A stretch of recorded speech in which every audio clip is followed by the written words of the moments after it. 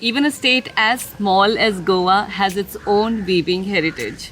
That is the beauty of Indian fashion. Hello everyone, and today I bring a very interesting story about how the weaving heritage of this state had almost gone extinct before people came together to revive it. And if you're from Goa by now, you must have guessed that I'm talking about the Kunbi weaving.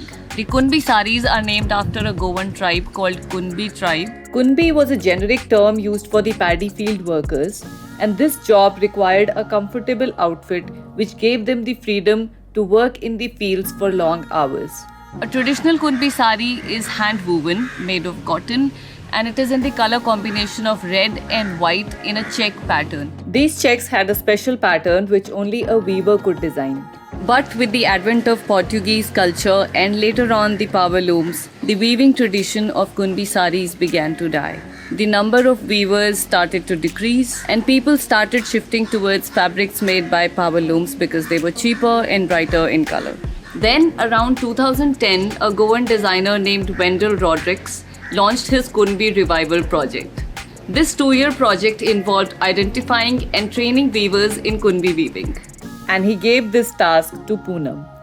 I met Wendell in Bombay and he said that come to Goa and see what you can do about the weaving tradition here. I was very happily scoring the north to the south on my scooty and trying to find out whatever I can about the traditional weaving. No one was weaving the sari anymore. Poonam worked with the last surviving weaver of Kunbi weaving, Baburao Babaji Tilve, also known as Kaka. So then I was lucky enough to come across Kaka, who is Baburao Babaji Tilve, and he had like 2 looms at his house. And I started documenting the process. When I met Kaka, he was kind of like, who is this person? Slowly he realized that I was really interested in what he was doing, and he also gauged my knowledge of weaving. And then he allowed me into the weaver's life. You know, earlier when I used to go into the village, the kids around, they used to come running after me saying hippie, hippie. But eventually, you know, they kind of like got used to it, and I was very happy to be accepted. Then one time I asked Kaka whether he would like to weave something else in the same technique that he was using. And the team came up with a collection of Kunbi saris that was more modern and contemporary. They played around a bit with the color palette and the pattern, but tried to keep the essence of Kunbi weaving. And these gorgeous minimalistic saris made their way to the red carpet.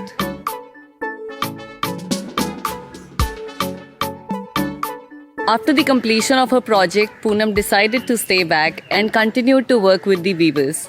She launched her own brand called Kalakar that offers hand-woven scarves. It's been 12 years now. Kaka is not weaving anymore. But since there's been consistent work. Sadly, Wendell is no more with us, but he started a movement that other people and organizations have also joined now, and the common aim is to protect the dying weaving heritage of Goa. Even the state government of Goa has joined in. The Chief Minister recently announced that they would be applying for a GI tag as soon as they have enough weavers. And to achieve that, the state government is now setting up training centers for weavers in Goa. And now I'm going to take you to Korgaon, which is a village in Goa, where the government has set up one such training center.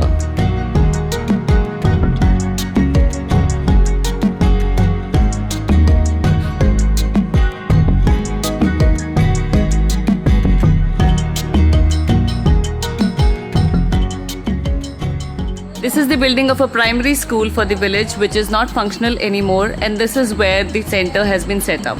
The weavers from the village come here.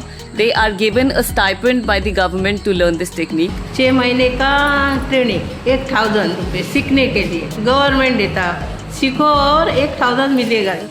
And because of these efforts, the number of weavers has gone up from 0 to 53 now. Once they have enough number of weavers, they can make a small cluster of 100 to 200 weavers, and then they can apply for the GI tag with the central government. I think you'll agree with me here that it takes a lot for a new craft to develop. It's a long process with a lot of hard work, and we cannot just let one of our crafts die. I hope this story inspires us to save our indigenous crafts and respect our artisans. Handmade is any day better than machine made because there's a soul making it, not a lifeless machine.